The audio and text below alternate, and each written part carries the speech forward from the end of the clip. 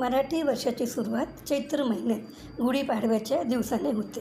हिंदू कालदर्शिकेप्रमाणे चैत्र शुद्ध प्रतिपदेला म्हणजेच वसंत ऋतूच्या पहिल्या दिवसाला गुढीपाडवा साजरा केला जातो. या दिवशी घरोघरी बांबू, रेशमी वस्त्र, तांब्या, आंब्याची डहाळी, कडुलिंबाची कवळी पाने, बत्ताशाची माळ यासारख्या 100% नैसर्गिक आणि आरोग्यपूर्वक असलेल्या गोष्टी वापरून गुढी उभारून त्याची पूजा केली जाते. त्याचा प्रसाद वाटला जातो आणि कडुलिंबाची चटणी खाल्ली जाते. असे म्हटले जाते की जी गोष्ट पूर्ण वर्षभर करायची असेल ती वर्षाच्या पहिल्या दिवशी नक्की करावी. म्हणूनच काय ते गुढीपाडव्याच्या दिवशी आहारात आपण गोडापासून ते कडूपर्यंत सर्व चवींचा समावेश केलेला असतो. या दिवशी गुढीला श्रीखंड पुरीचा नैवेद्य आवर्जून दाखवला जातो.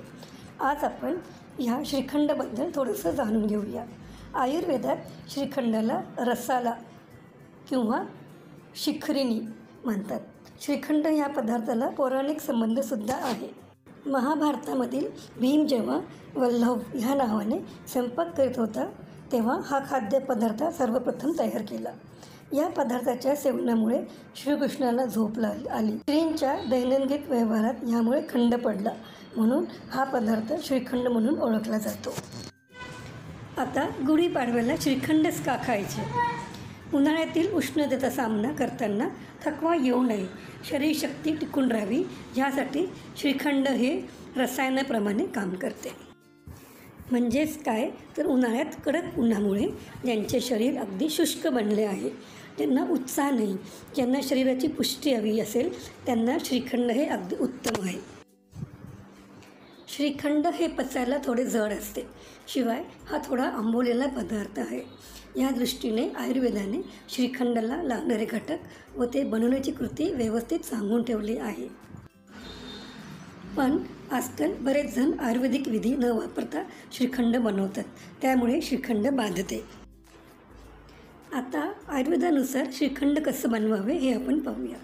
प्रथम छान दही लावावे. ते कधीही आंबट असू नये.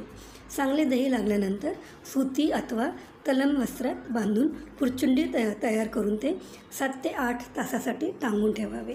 जे काही जलरहित दही तयार झाले आहे त्याला आपण चक्का म्हणतो. आयुर्वेदिक श्रीखंड म्हणजे चक्का हा खडीसाखरला मिक्सरला बारीक करून घेणे. चक्का व खडीसाखर बरोबर फेटायचा आणि फेटायच्या भांड्याला कापराने धुपलेले जाते आणि श्रीखंड पसण्यासाठी लागणारा अग्नी मध रूपाने समाविष्ट असतो. श्रीखंडाच्या अग्निशुद्धासाठी त्यात तूपही टाकले जाते. नंतर त्यात दालचिनी, नागकेशर, वेलची, मिरी पावडर, तमालपत्र, सुंठ याची पावडर करून मिसळली जाते. वरून थोडं केसर दूध घाला म्हणजे तुमचं आयुर्वेदिक श्रीखंड तयार होईल.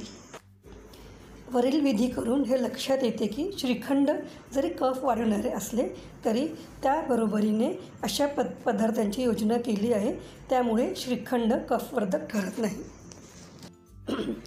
ही संपूर्ण माहिती उपलब्ध स्तोत्र व मान्यतांवर देण्यात आली आहे. याच्या तथ्यांबद्दल आम्ही कुठलाही दावा करीत नाही, तसंच अंधश्रद्धेला दुजोरा देत नाही.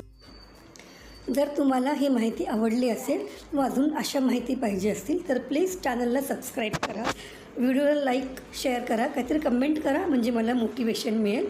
आणि हो, पूर्ण व्हिडिओ बघितल्याबद्दल धन्यवाद.